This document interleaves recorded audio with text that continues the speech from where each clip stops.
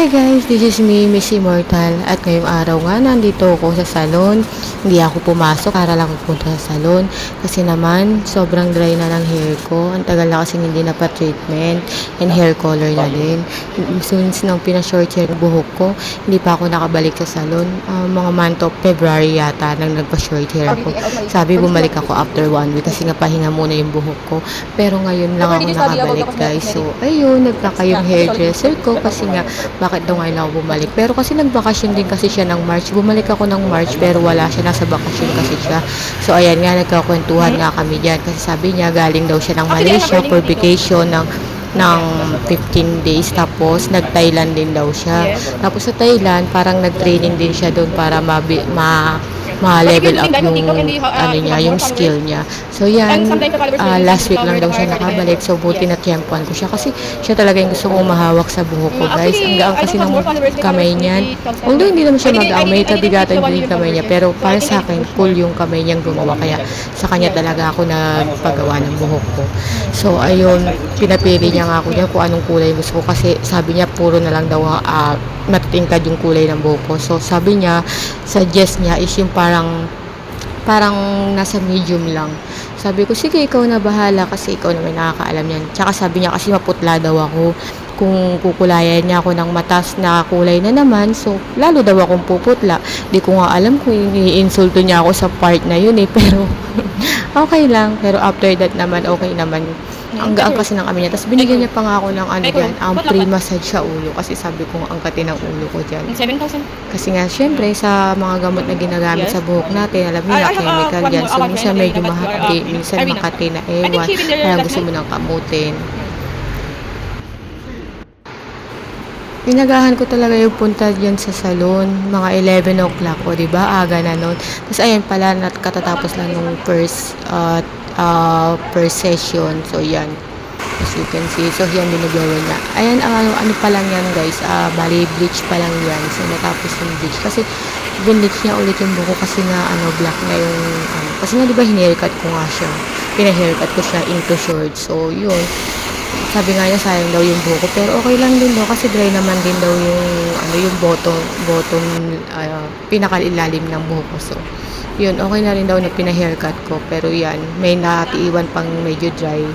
So yan. Ayan yung second session is yung treatment na tin-treatment niya muna bago niya ilagay yung pinaka-color talaga. Parang, yung bleach kasi parang base lang yun ng kulay kung ano yung gusto mong ma-reach na kulay. Bali, ano nga pala yan guys, medium blonde, ash medium blonde yan.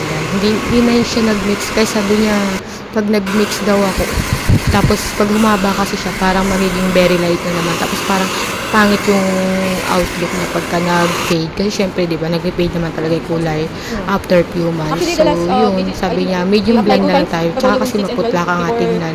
Kaya sa ash medium blonde na lang tayo. So, yun, sabi ko, sige, ikaw na bahala. Well, overall na satisfied client pa din naman ako. Ang gaan ng tapos yun nga, yun.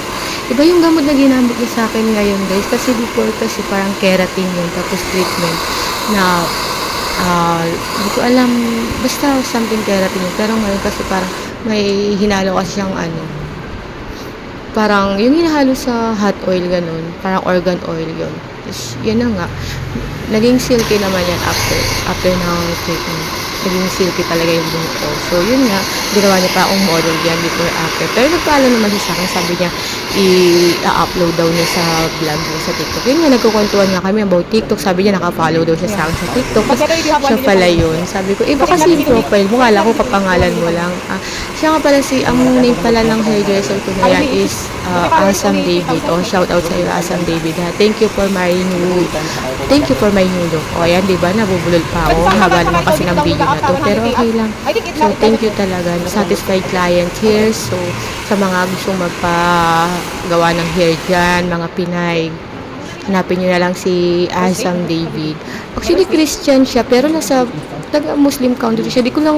Muslim country siya, pero hindi ko lang sure kung anong country siya. Pero alam ko hindi siya talaga taga dito sa Dubai. Kasi sabi nga niya, uuwi nga daw siya by December. Kasi Christian nga din siya, so na-miss na rin daw niya magpasko sa bansa nila.